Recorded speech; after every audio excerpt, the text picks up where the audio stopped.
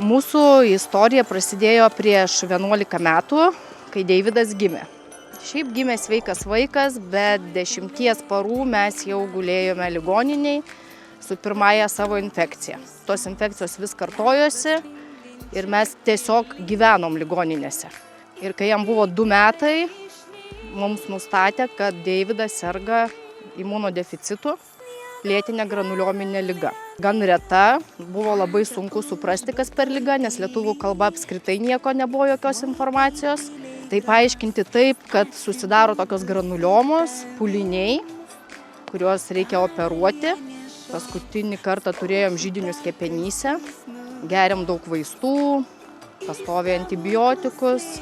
Šiaip gydymo šitos ligos nėra, vienintelis šansas yra kaulų čiulpų transplantacija, bet mes tiesiog nesiryžtam, mes labai bijom. Šiuo metu Deividas jaučiasi gerai.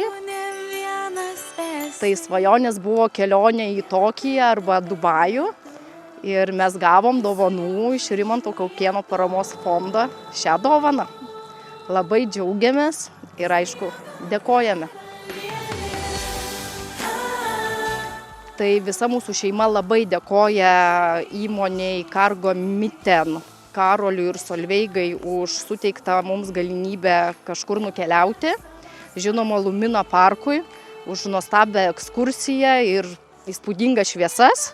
Ir aišku, didžiausias ačiū mūsų profesoriai Raskon už tai, kad 11 metų kartu eina su mumis šituo nelengvu keliu.